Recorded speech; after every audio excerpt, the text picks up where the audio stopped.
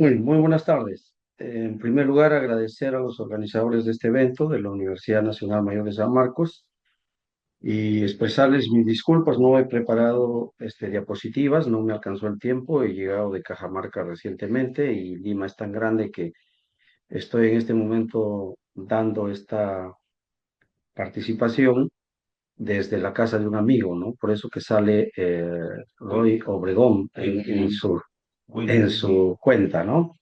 Pero bueno. El tema es rol del Estado en la gestión de conflictos sociales, ligarlos a la gobernanza y al desarrollo.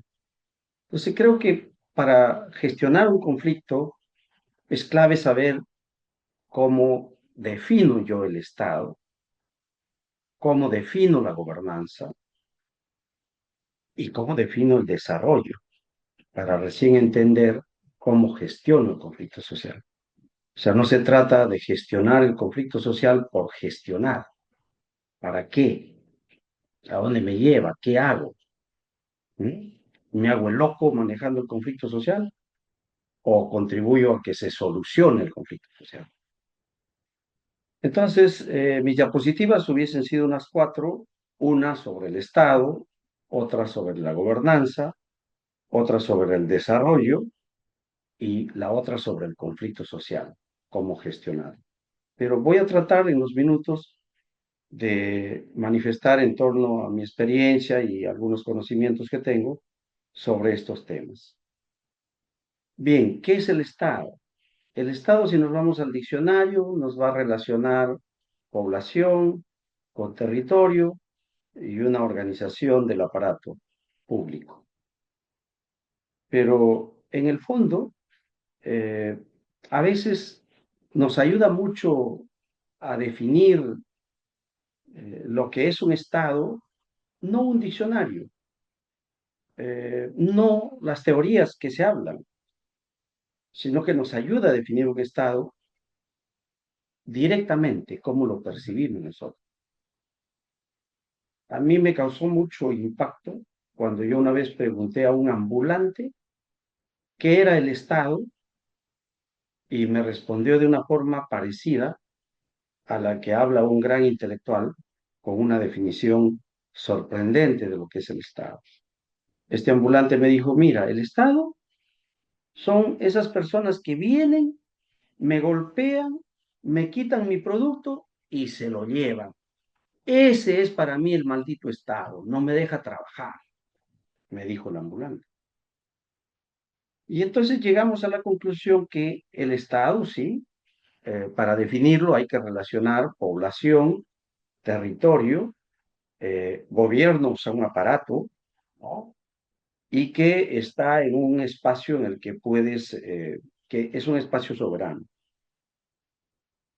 Podemos decir que el Estado es la organización que ejerce el poder en un territorio sobre una población, ejerce el poder, tiene el monopolio de la fuerza, tiene el monopolio de implementar, de hacer que se ejecuten las leyes, etcétera, etcétera. Bien, y para eso encontramos, a ver, tres grandes intelectuales. Max Weber dice: es el monopolio legítimo de la violencia física dentro de un territorio. Hobbes nos va a decir que es un contrato social para evitar el caos, ¿no?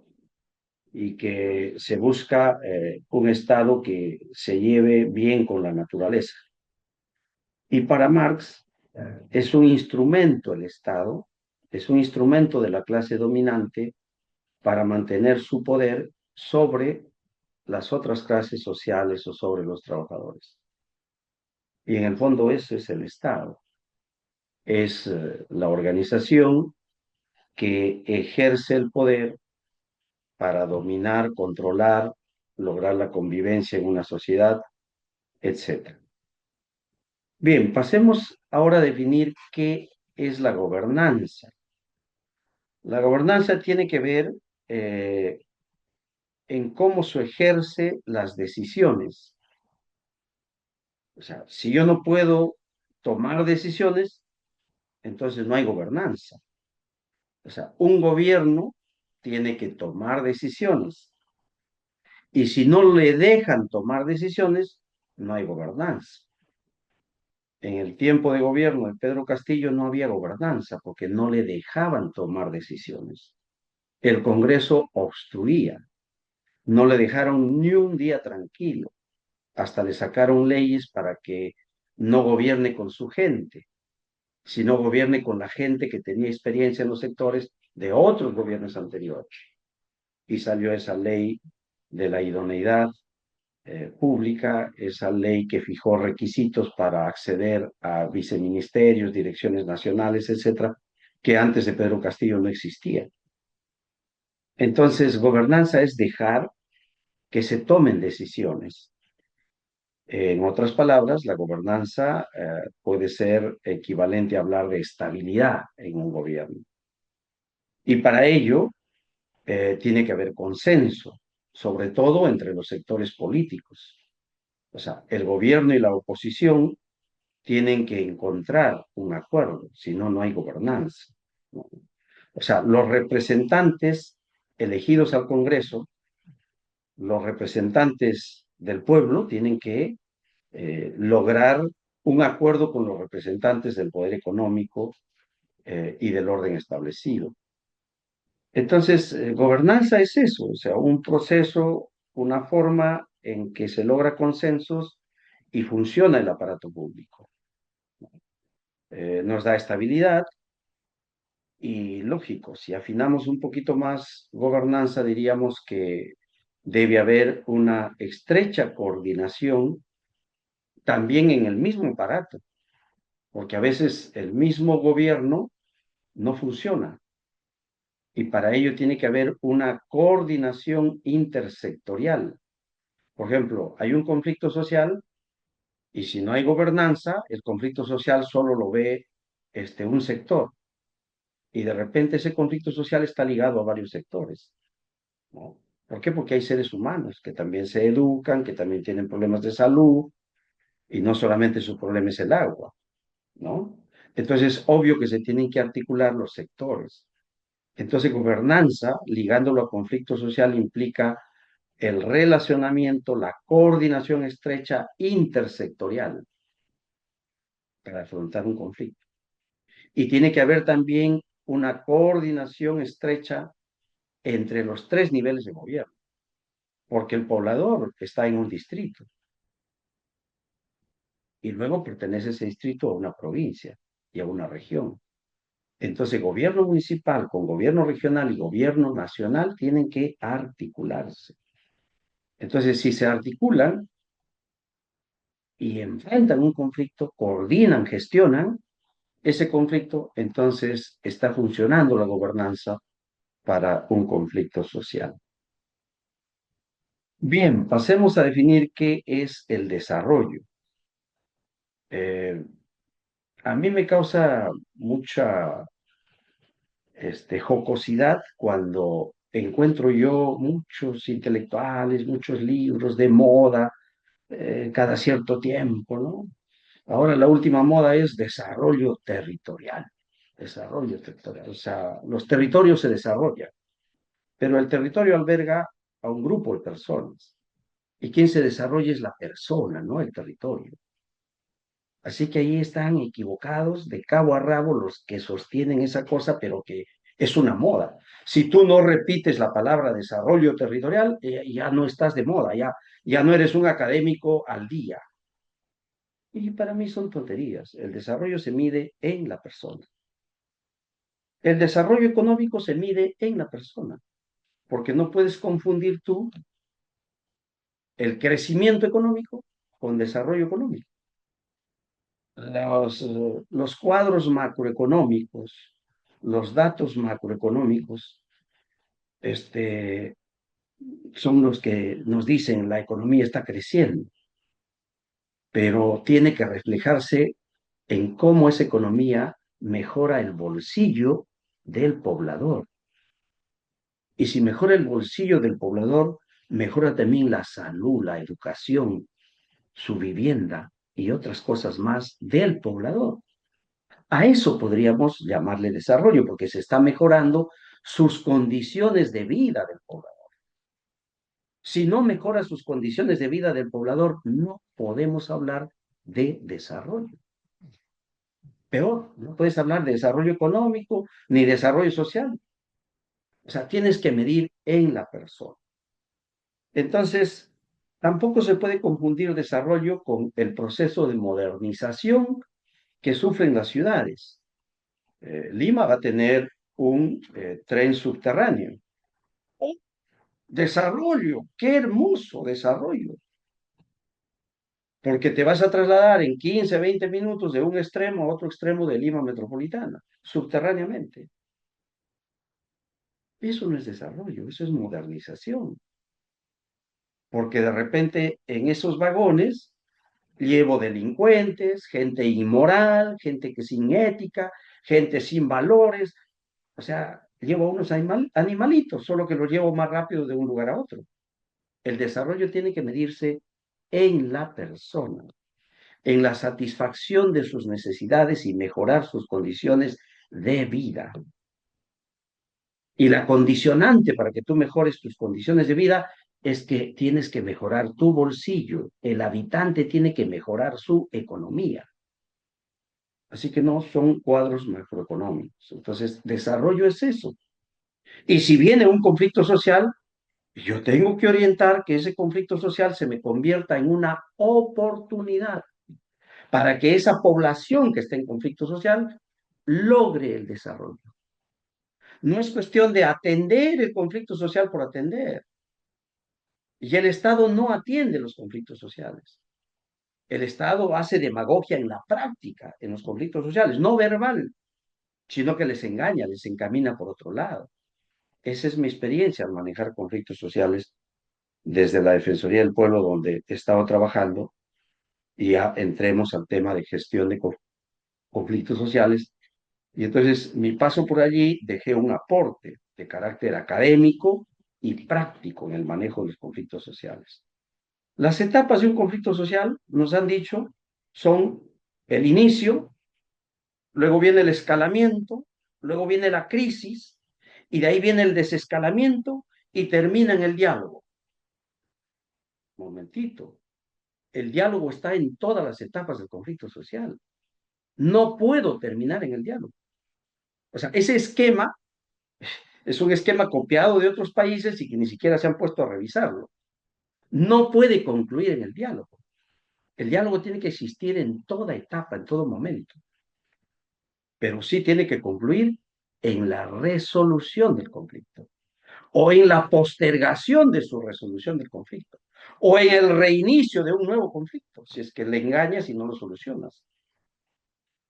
Entonces, ahí hay un esquema nuevo y que ya lo ha adoptado la Defensoría del Pueblo y que es un aporte humildemente personal, porque no podemos estar engañándonos ni copiando esquemas de un país y otro, por más intelectuales que sean. Hay que saber gestionar para resolver los conflictos, o sea, solucionar su problema. Entonces, eso es lo que encontramos ahora. Cuando se habla de alerta temprana, correcto, también se trabaja, por ejemplo, en Defensoría del Pueblo, las alertas tempranas. ¿Y qué implica una alerta temprana? O sea, antes que reviente el chupo, ya tú te das cuenta. Hay un pronunciamiento, la gente empieza a moverse, entonces tienes que avisar al sector correspondiente del Estado. Va a haber conflicto social. Y no esperes que reviente el chupo. O si es la responsable de la minera, a la minera tienes que decirle, u otra empresa, ¿sabes qué? Va a haber un conflicto. Esa es la alerta temprana. ¿Para qué? ¿Para qué? Para que atiendan. Y si lo atienden a tiempo, entonces no revienta el chupo, no hay conflicto social. Pero cuando ya revienta, viene la etapa del escalamiento. Y en el escalamiento tienes que dialogar, tienes que procurar neutralizar, tienes que procurar ayudar. O sea, ¿qué rol, por ejemplo, juega el agente o relacionista comunitario? ¿Qué rol juega la Defensoría del Pueblo en un conflicto social? ¿Y qué rol juega el Ministerio, por decir, de Energía y Mina en un conflicto social minero? O sea, ¿qué rol juega el Estado? Y resulta que el Estado juega un rol al lado de la empresa. El Estado se encarga de poner la policía o de llevar el ejército para que en la toma de una carretera haya muertos.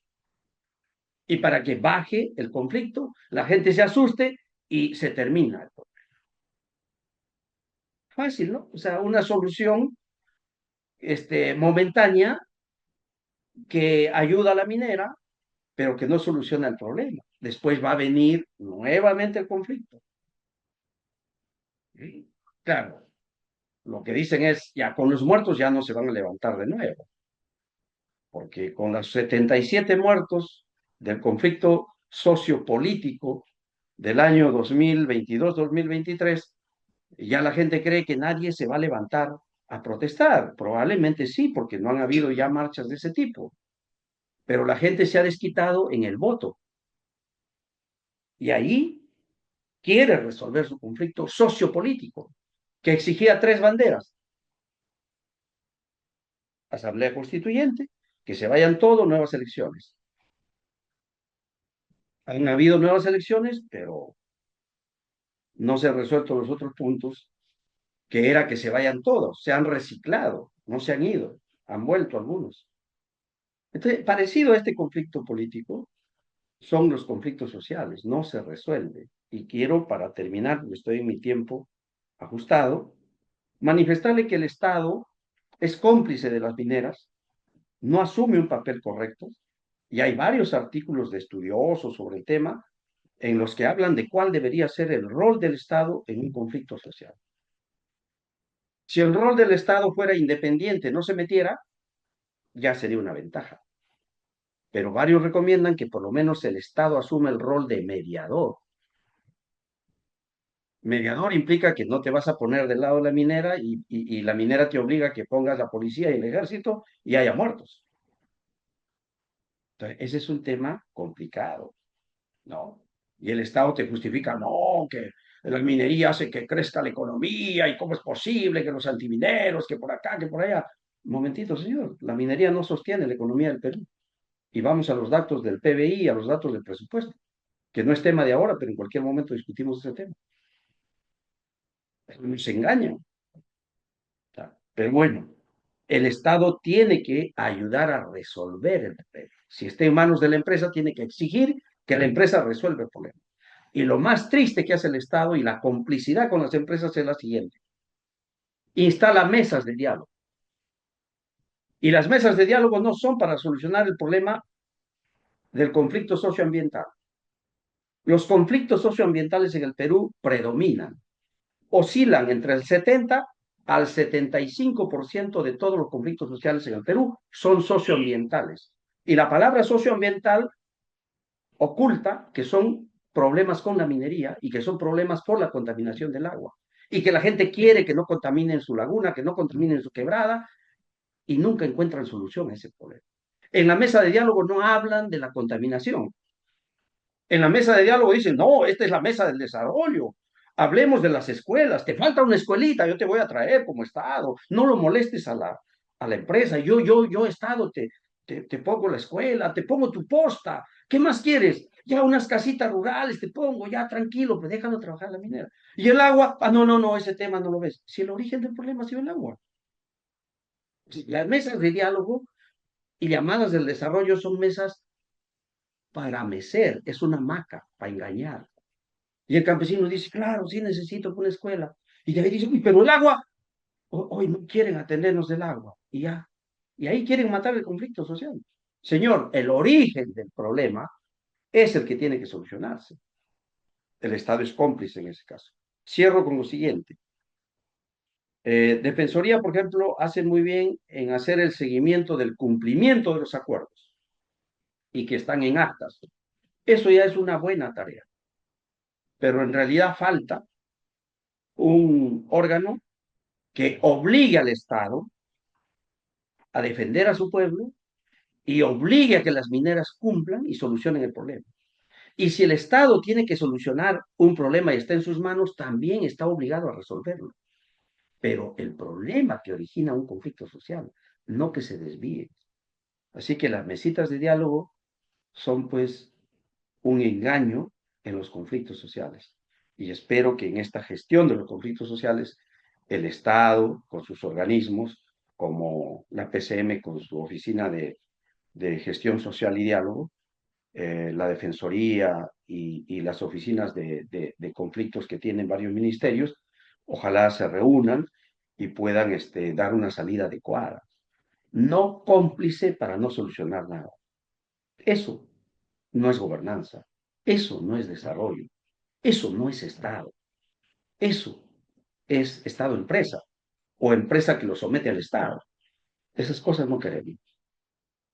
Esa es mi experiencia y planteo esas cosas que deberían tocarse, porque si no nos estamos engañando. Muchísimas gracias. Creo que yo me quedo con el tema de que un conflicto puede aprovecharse Marco, estás para, compartiendo tu pantalla todavía. para contribuir a desarrollar, o sea, coger el conflicto como una oportunidad y ayudar a que se desarrolle esa población donde se está desarrollando el conflicto. Creo que si trabajamos con eso y ayudando todos los sectores, lograríamos mucho, ¿no? A veces yo cuando trabajaba en defensoría y a veces yo me alegraba cuando hay conflictos sociales. Y cuando no hay, hay que generarlos. Ustedes dirán, ¿cómo? Usted está loco, ¿no? Si yo quiero desarrollar una población, no hay conflicto, hay que crearlo, para que sea un motivo que contribuya para desarrollar esa población. Porque la sociedad tiene que estar en constante movimiento. Hay sociedades apagadas, conservadoras, hay sociedades activas. Ese es el sur. El sur es una sociedad activa, eminentemente politizada, no partidariamente, sino porque han elevado su conocimiento a un nivel político. Cuestionan toda decisión del Estado, a sus tres niveles de gobierno. Entonces hay que alegrarnos, tenemos una población así, y hay que atenderlos, hay que orientar ese capital social en movimiento, en actividad. No queremos sociedades conformistas, queremos sociedades activas, que busquen, peleen, luchen por su desarrollo. Y hay que alegrarnos para eso. Entonces, la gestión del conflicto puede tener varias miradas, varias entradas. Lo importante es que contribuyan al desarrollo y aprovechemos un conflicto como una oportunidad en la práctica, ¿no? Muchas gracias.